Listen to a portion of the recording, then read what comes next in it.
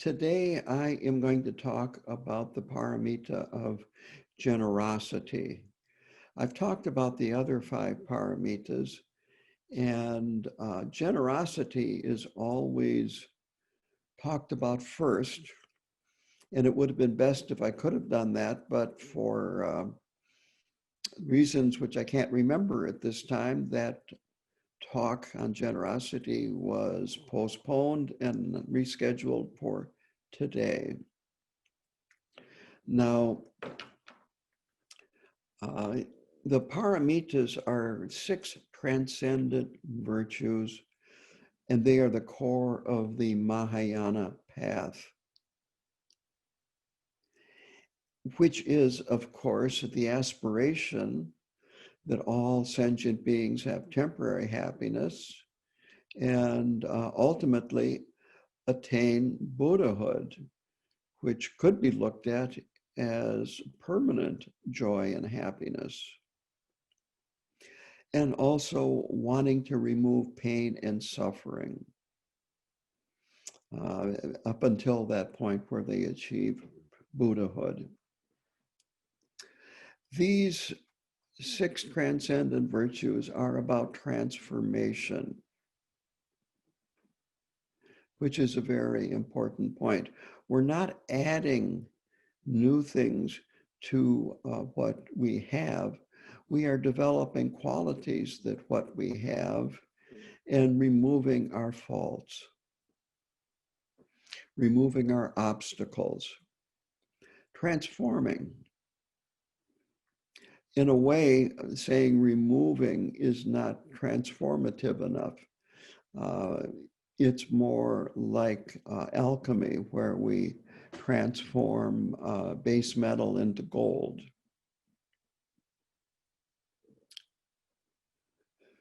So to enter the Mahayana path, you have to have both inspiration, wanting to put effort and time and resources into traveling the path, but also having regret at your past actions. And regret is different than guilt, because guilt is I consider it a negative emotion that blocks this transformation. Guilt is having regret, but on top of that, then dwelling on it, not being able to let it go even a little bit, and you're constantly thinking of all the things that you have done that you regret, and you convince yourself that you are a bad person, fundamentally flawed, and therefore you can't even hope to travel the path and attain Buddhahood. That other people can do that, but I am such a bad person, I cannot do that at all. So it's really important to have regret, but to, when you find yourself veering into guilt, to let go of the guilt and go back to the regret. It also can be very helpful to start thinking when these feelings of guilt and how bad you are and all the negative things you've done, to counter that by thinking, making an effort to recalling things that you have done that have been beneficial to other people and beneficial to yourself. And with that, you can start with that you took refuge. So to move on here, all of these six paramitas need to be practiced, and they lead to perfection. Practice leads to perfection. None can be left out, and they are progressive. So generosity involves letting go completely of whatever you are giving, even something very small and insignificant. Generosity has no strings attached, no expectations. So to kind of complete this background information, the other paramitas, in the order that they are traditionally taught in, the second one is ethical conduct or morality. The third one is patience, forbearance, avoiding getting angry. The next is a diligence, and that could be described as enthusiasm, enthusiastic exertion, especially with practice. The fifth one is meditation or meditative concentration. And this is staying focused on what you're doing, whether it be mundane activity or Dharma activity. And the sixth one is wisdom, the perfection of wisdom. And that is seeing clearly what is important, what isn't important. Eventually, it leads to seeing things as they appear to ordinary beings and seeing things the way they actually are. And of course, the way things appear to ordinary beings is actually more like a dream and is not solid. So to get into the paramita of generosity, that it is focused on losing our grasping, losing our involvement with the mundane world, or at least loosening it up.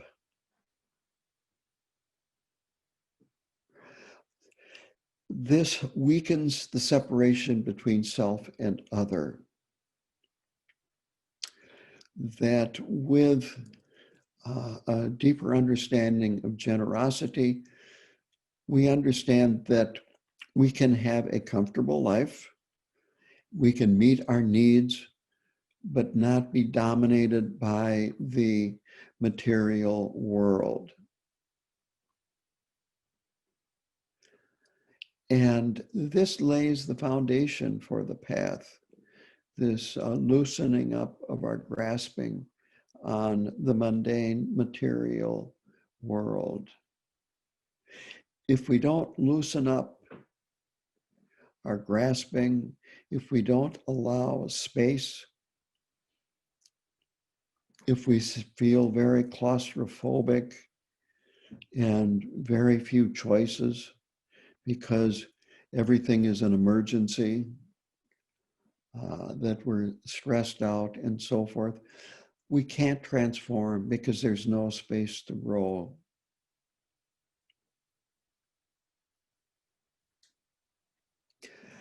There are two external objects of generosity. The first is the three jewels, the Buddha, the Dharma, which is the teachings and the practices of the Buddha, and then the third is the Sangha. And so this would include also actual organizations like KTD, even the Hay River KTC, that these are worthy objects of making offerings to and would be included in the three jewels because they provide the actual physical space to practice, for the teachings to be given, for retreats to be done, and so on and so forth. The other objects of generosity are, in Dharma paths, Rinpoche says, beings that are in great need. But quite honestly, we can practice generosity with our friends and neighbors too. After my neighbor's barn burnt down, I have been over there a few times helping him with some projects. And in fact, I'm going to go over there this afternoon and get another project started, a simple one, but this is an act of generosity. And right now, there is tremendous need in the mundane world because of COVID, on top of the normal sufferings in samsara. So there is lots of hunger in the world today, both in this country and around the world. Homelessness is a problem in this country. Because of COVID and people staying home more, abusive behavior is more of a problem. Whether it be abuse to a partner or abuse to children living in a home with abusive parents.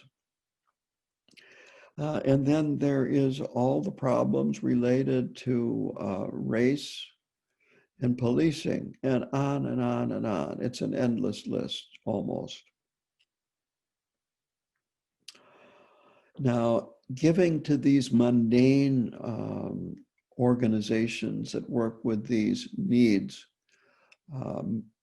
can seem more satisfying. The results are more instantaneous, you might say. But you actually accumulate more merit by making donations to the three jewels. What's important is actually to have a combination of these types of generosity, both offering to the three jewels and also donating money to these causes that are trying to reduce the suffering in samsara. And quite honestly, Christmas is a great time to give gifts.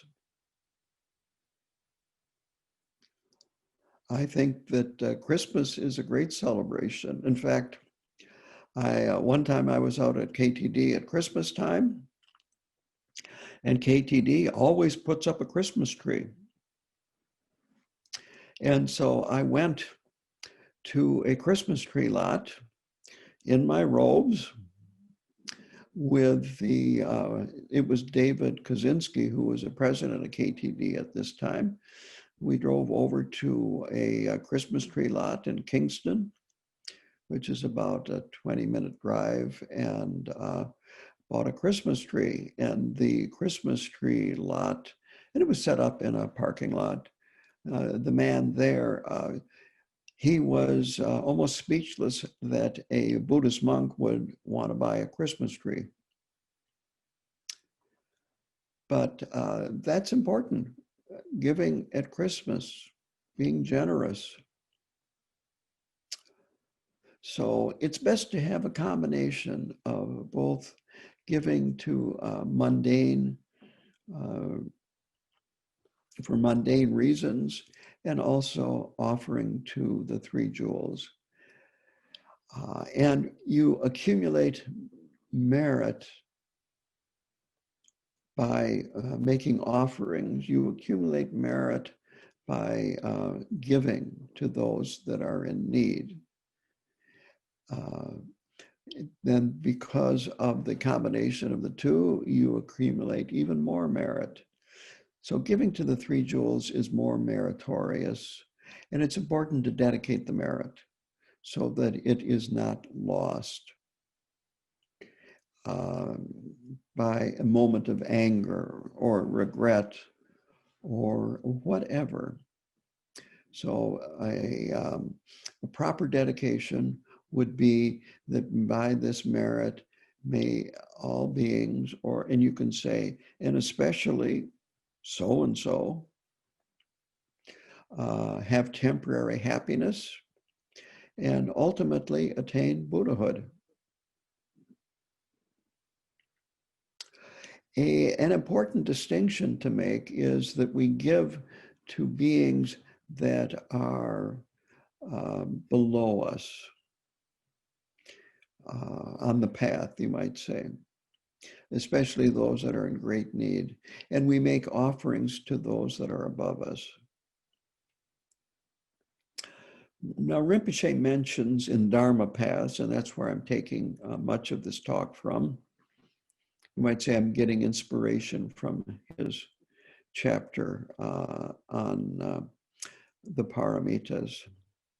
He mentions that the purity of the offerings is important, or the purity of the gifts. And he primarily speaks of what is improper.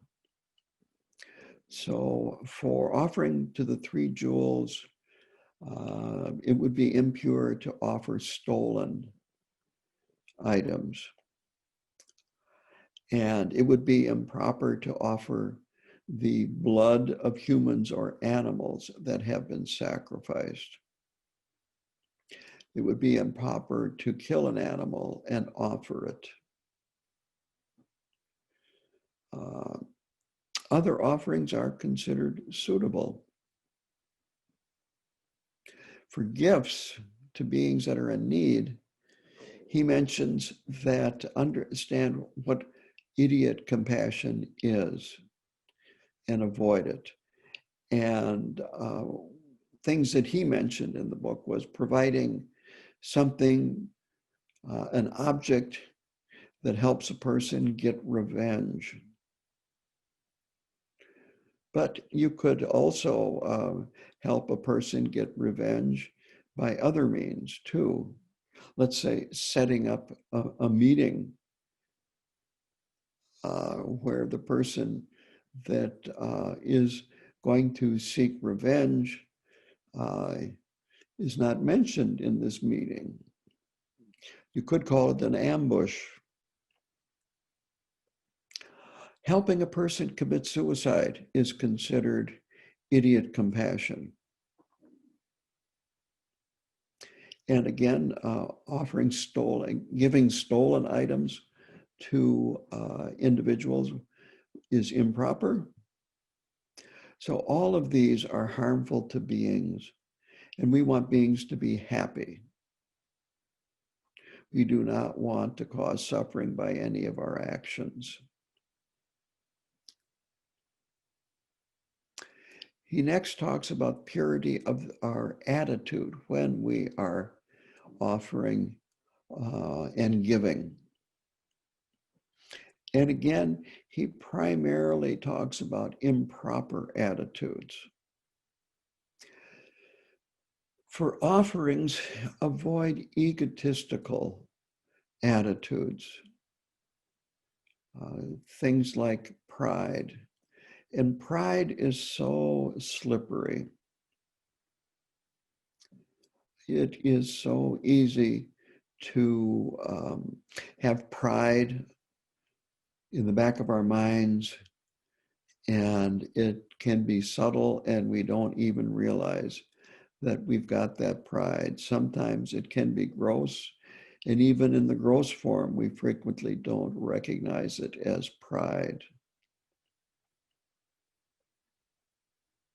So avoid, when you're making an offering, thinking about how great you are in doing this.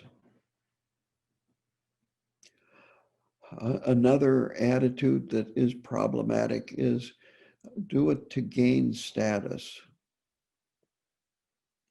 When you're at a monastery and there is a retreat, a ceremony, a program, and so forth, frequently the offerings are made in a very public way, where the shrine room will be full of people and they'll be chanting. And then a person that is, you could say the benefactor or the donor, will have somebody with them that is carrying lots of katas and envelopes, And then they just go right down, starting with the abbot at KTD, that would be Khenpo Karthar Rinpoche, or the most important person in the room, and then go down in order of importance and make these offerings to everyone. And so it's very public. And you could do this so that everybody sees you and recognize that you are a generous person. You could do it for popularity. You could do it to show off how rich you are, how wealthy you are. You could do it for your reputation.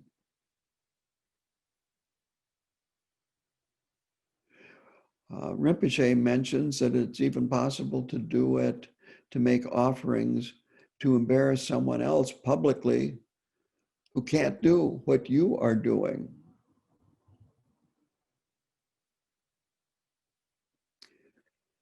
And he finally mentions that you might be doing it because you don't want to be seen as not making offerings.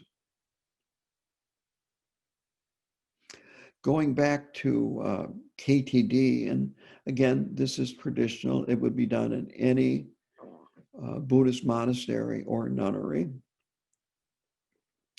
I have received offerings of $1. And so when it's done this way, at least in terms of the envelope, you can't tell if a person is giving $1 to everybody in the room. And it's not everybody in the room. It's usually just the monastics and and the important rinpoches and so forth. It's not everybody.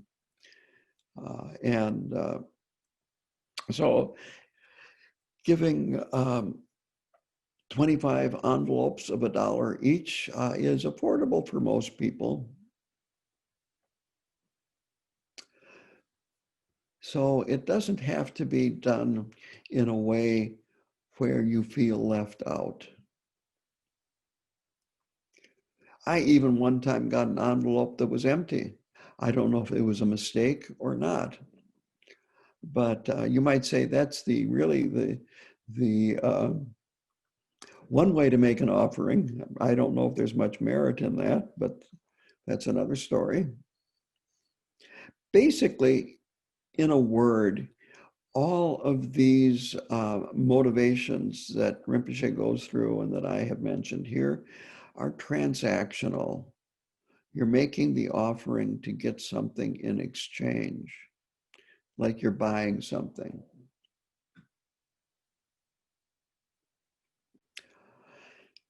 And for gifts to others, avoid expecting to get repaid in some way in the future.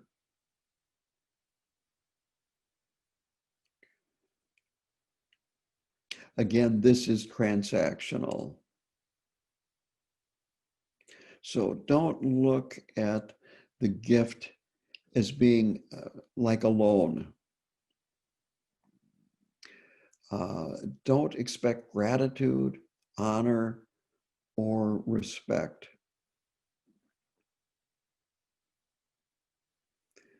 And don't want others to have a better view of you after giving.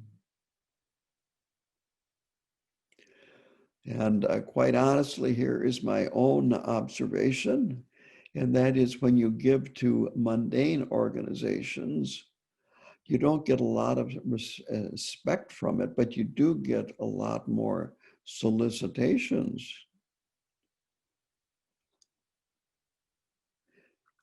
I'm amazed, in fact, how many I am getting in my mailbox every day.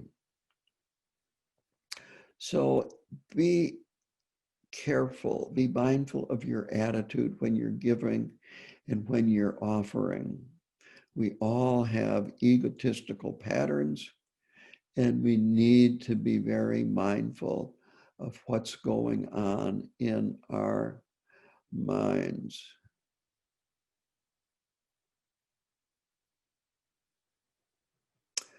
So then he talks about conduct while making the gift.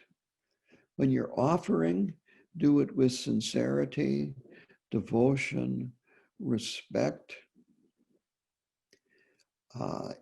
Involve your body, speech, and mind.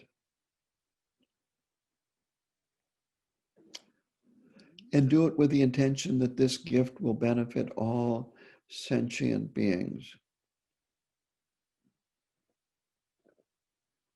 And importantly, have confidence in the benefit of the practice, the benefit for yourself and the benefit for others. Now, I can tell you from my personal experience of traveling with Khenpo Karthar Rinpoche is that people would make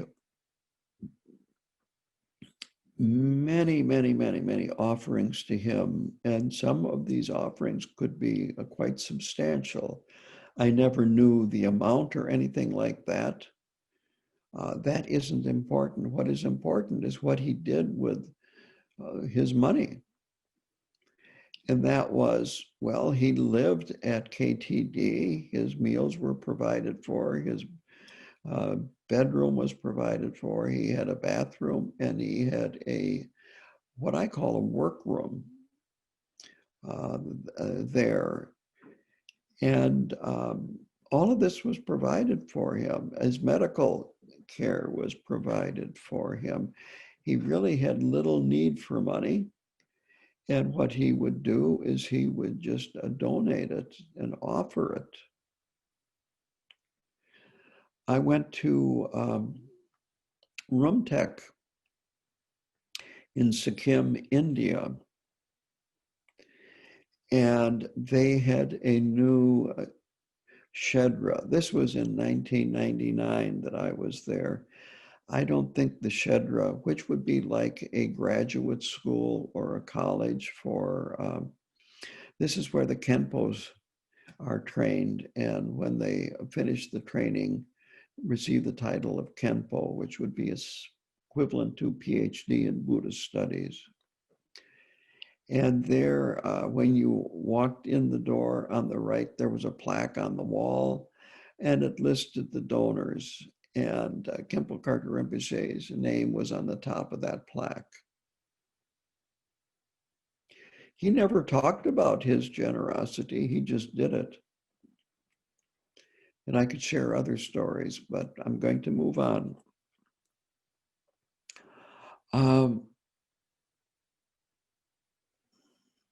So it's important to have confidence in this practice of generosity, that it is helping us transform the way we relate to the mundane material world. And again, always dedicate the merit. Now for gifts, it's important to have you might say, a base of kindness, compassion, respect for the people that you are giving this gift to.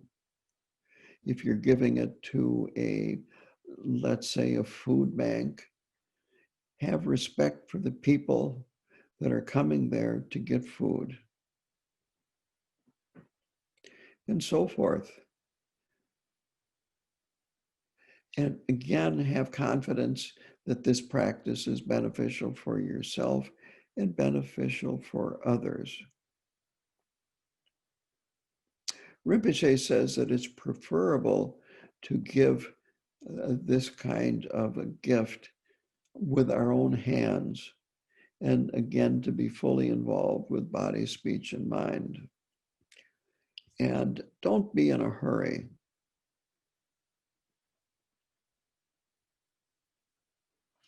And again, do it with the intention that this will benefit all sentient beings, not just the people that you are helping.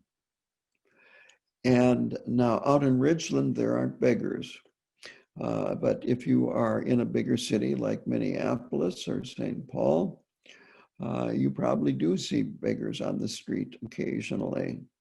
It might be a little difficult in this age of COVID, but if you do give to someone like that, then again, don't be in a hurry and do it respectfully. On page 144, here's a quote from Khenpo Rinpoche. This is Dharma Paths. If we have given the gift fully, it doesn't matter what the other person does with it. And this applies to offerings too. And so what came to my mind was the story of Marpa making offerings of gold dust to Naropa. And I'm actually going to read briefly here about this. But to give you a little background here, that Marpa went to India and he eventually found Naropa and was accepted by Naropa as Naropa's student. And he made a total of 3 trips to India. And on his 3rd trip, by then Naropa had attained the illusory body and had a very high level of realization that he experienced the material world as like a dream, like Mingyur Rinpoche is talking about in his In Love with the World, where objects are seen as made out of light and they shimmer and they're not solid, and so forth. So here is the quote. Upon hearing that, Marfa offered all the gold he had brought with him to Naropa. Although Naropa said that he had no real use for gold anymore, Marpa still insisted that he should have it on behalf of the Tibetan people in return for the valuable teaching that he was going to give to Tibet.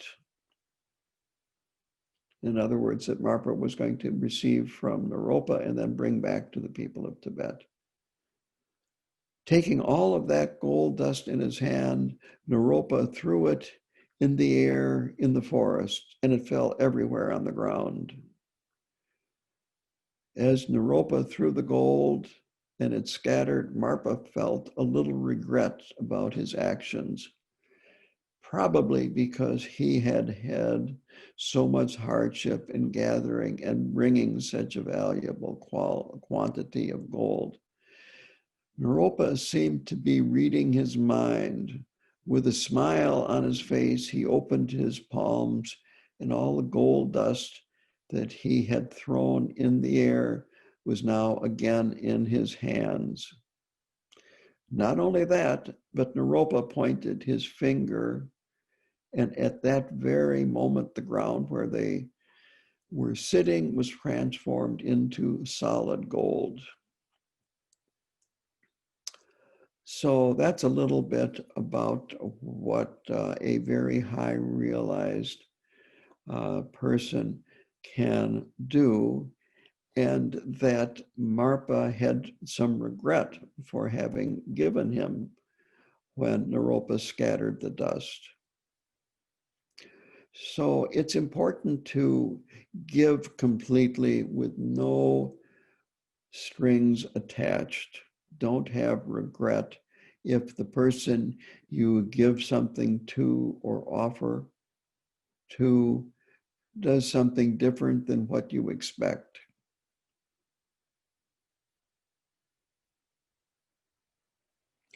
If you give a gift to somebody and then you find out later on that they just gave it to somebody else, not a problem. May the person they gave it to enjoy it and have happiness. So it's really important to dedicate the merit so that if we do have regret later or have a moment of anger, and the anger can be about anything. It doesn't have to be anger about having given the gift. If we have any anger, it can destroy merit very, very quickly in large amounts of it. So it needs to be dedicated. So now Rinpoche mentions 4 ways to practice generosity. The first one is material giving. And here, how well and completely the action is done is very important. More than the amount. Having confidence in the benefits of the practice is very important. Bodhisattvas, highly realized bodhisattvas, can give all their possessions. They can even give their body because they have seen and they experience now samsara as like in a dream. And they can do this to benefit all sentient beings. At this point, a bodhisattva sees no separation between self and other. No concept of what is called the 3 wheels, which is a giver, a gift, and a recipient. There's no concept of what to keep and what to give away. Quote, knowing that the nature of phenomena is a dream, they can recreate that dream at any time. It's on 146. Feeding animals is good. They have, in many centers, we have not done this for a long time because environmental reasons, but life reliefs, buying animals that are destined for being slaughtered and probably eaten, buying them and letting them loose, or maybe sending them to a no-kill animal shelter and so forth. Offering money to the 3 jewels is actually good. It's an excellent offering because centers and monasteries and nunneries, they need money to function. Lots of bills. Doesn't matter if they everyone in the building sees samsara like a dream, they still need dream-like money to pay insurance, to pay for food, maintenance, and on and on and on, a long list of things. So it's good to offer money, but other things can be offered to the 3 jewels as well, of course. And again, the sincerity, and you might say how strong our attachment is to the object has a lot of bearing here too. To give something that you're really attached to and then have no regret is really important. That really helps transform, help us transform, gives us space to transform. The second type of generosity is giving protection. In the mundane world, that means giving your time, listening to people, helping protect them from fear, from illness, wearing a mask, social distancing, helping others with housing and shelter, donating money to places for abused women, animal rescue, people in recovery. Nowadays, counseling, mental health problems, anxiety, and so on, that all of this we can have an impact on through our generosity by helping protect others. Protect from sadness.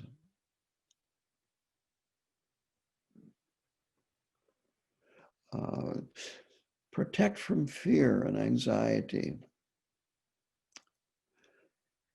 And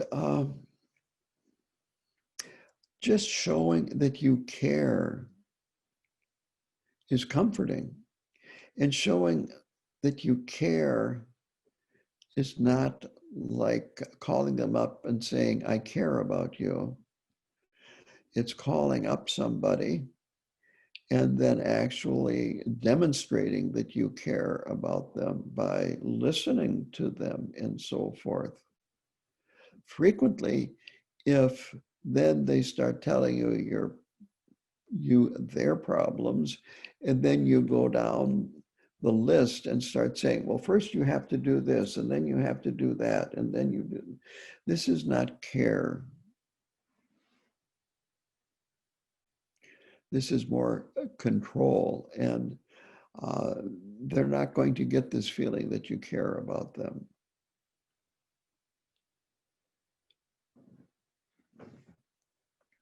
And then, of course, dedicate the merit. And Rinpoche mentions to have equal concern for both victim and perpetrator.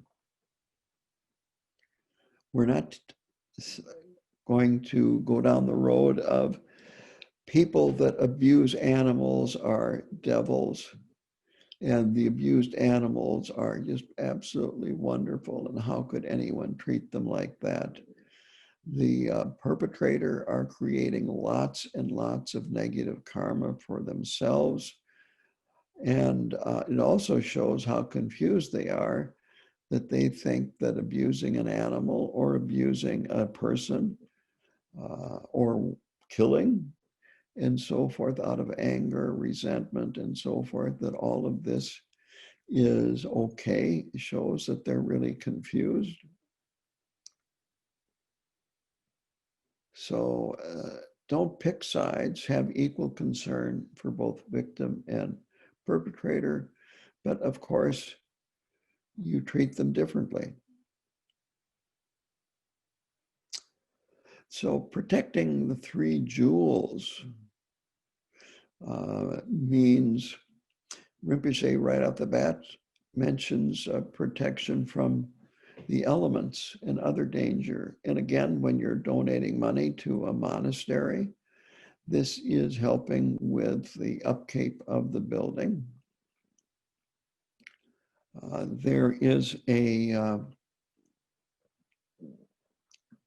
Buddha statue in Oakland, California, which it has a very wonderful story about it. Is a man just went to a hardware store and bought a Buddha statue, like what you would put out in a garden. It's probably concrete or artificial stone.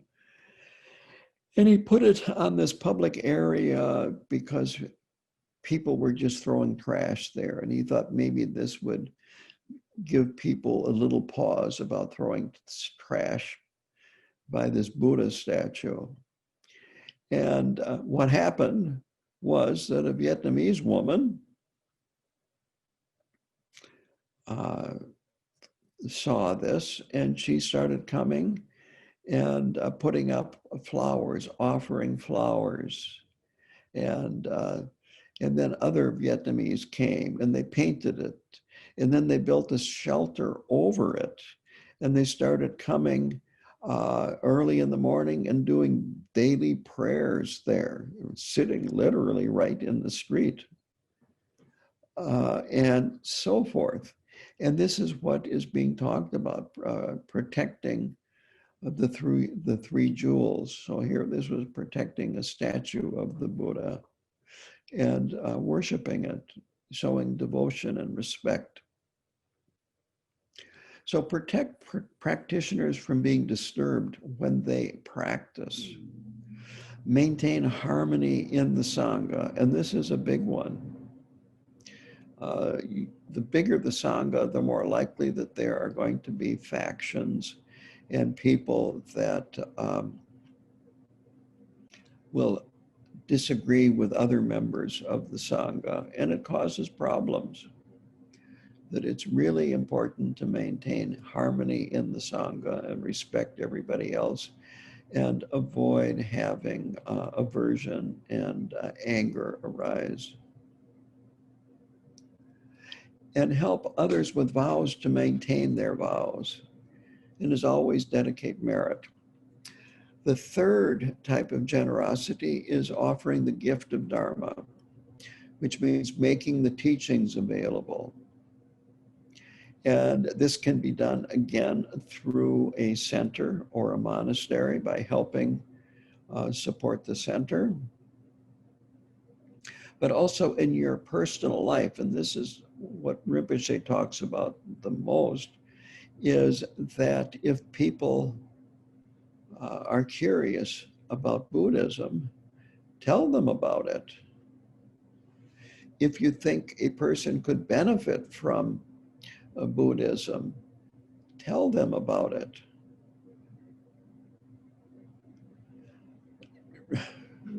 Rinpoche talked about what was most important to convey to other people, and he felt it was compassion, loving kindness, and then Buddha nature.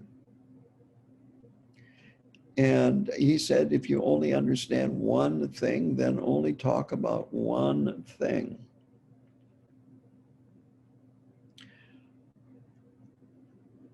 So don't be shy, but on the other hand, be gentle.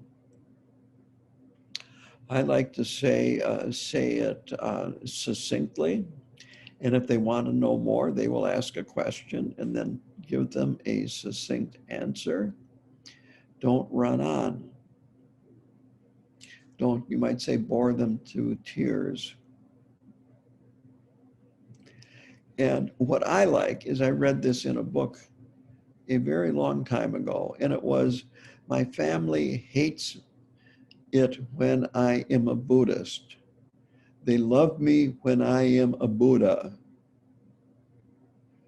So a lot can be done, a lot of communication can be done, a lot of teaching can be done by the way we act, our body language, kind, gentle words, concern, caring, and so forth. The people, most people will catch on to this. So giving the Dharma needs to be done purely, so that it is for the benefit of others, not for your own benefit. And Rinpoche says, give tirelessly. And certainly that is the way he was. The last one, the fourth way to give and practice generosity, is to give loving kindness and tenderness. So widen your concern for a few people to all people and all sentient beings.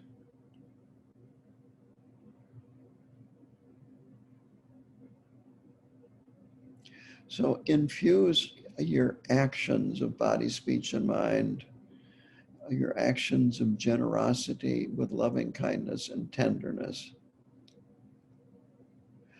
And he says this is practicing non-harm. And as a result, we aren't harming others and we're not harming ourselves. And I'd like to finish up the chapter with a quote, and then I'll open this up to questions. If loving kindness is in our hearts and we sincerely mean it, we will express it with our words and gestures. That will bring about warmth and friendship.